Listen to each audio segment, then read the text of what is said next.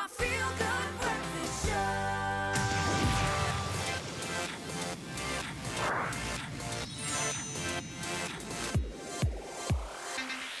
And introducing the reinvented Grand the Blonde Bomber. Is this how you're going to do the whole show The whole today? show is going to be like this. Okay. Heinz, welcome to it, buddy. We love getting excited about anything that's relating to the martial arts, and I will say that boxing has become a martial art. I know it's always been that for many, but for me, my understanding of it now has shifted dramatically because of the finer arts of the sport. It really has elevated itself. When it comes to entertainment and it comes to a fight game, boxing it's brought us some amazing titles, but you've got to get it right. Look, boxing's currently now especially has been a huge part of video game culture. Yeah. KSI and Joella was that first fight. I was ringside, by the way, at that first fight.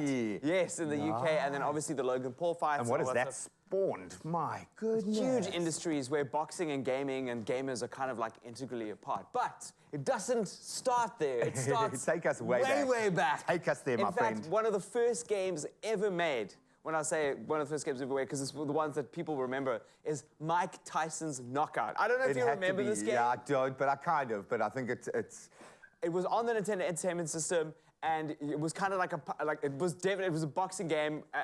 It's a bit of a mismatch there. But it was a weird game because you played as a character called Little Mac, and you fight your way through the ranks, kind of like Creed, but in 8-bit. Look at Mario. Mario stepping in with the couch. What's he doing in the ring? Get out of there, Mario. Yeah. Anyway, Oh, don't you have like a princess to save? What are you wasting your time? Yeah, man, he's honing his skills. Yeah, so it was a very cool game. It meant a lot to a whole bunch of us who got to play. I remember being really young and not really understanding how boxing works, number one, and then how the game works, number two. So the whole thing. I remember, do I actually punch with the controller? Because I was young. But that speaks to how long ago the game started surfacing. It's freaking amazing. I love that. So Mikey T gets the first. Then we move to Knockout Kings 2000, still on the Nintendo. Yeah, so that was on the Nintendo 64. So we move a bunch into the future. We actually didn't get to play this game in South Africa, unfortunately, but it was very highly reviewed. It's a game that features over 40 boxes and allows you to create your own boxer. This might have been on PlayStation 1, actually, but I think the title release was in N64. But, yeah, I mean, this looks like quite a step up, but what I like is they've got like some pretty good boxing movements.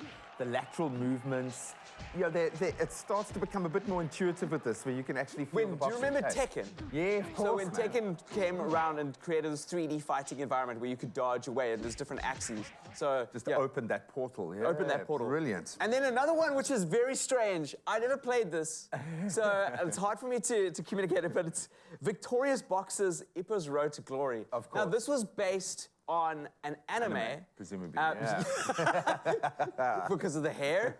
So it was based on an anime. You played a character called Ippo Makunuchi.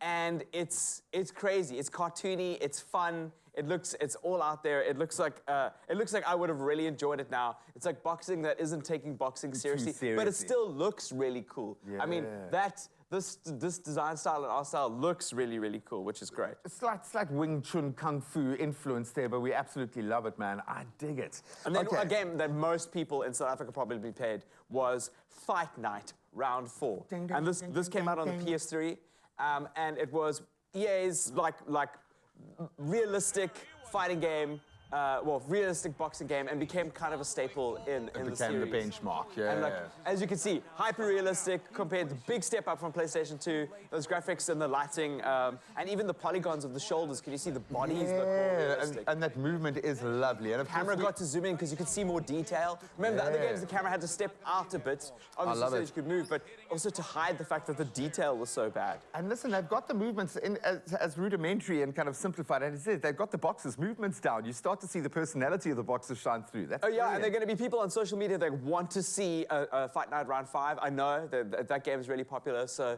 And there are a lot of amazing boxers right now that you'd love to see people across divisions and things fight each other. I think that would be amazing. And of course, it stands to reason that our movies drive a lot of our passion when it comes to boxing, and Creed is the boxing movie of our generation. Yes, so this was actually such a natural fit. So on the PlayStation VR, the original one, not the one that we brought into studio, you've got Creed Rise to Glory, and it was a first-person game because you're in VR, right? And you box, you box as is.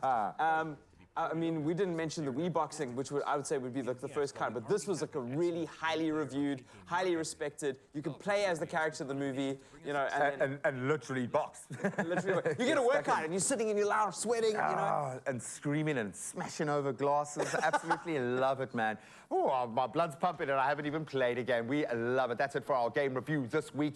Taking a look at some of the boxing games that have beat the rest of the pack to the punch. Stay with us. We're going to interview a very popular YouTuber and Twitch streamer, Thea Boyson, about exactly this.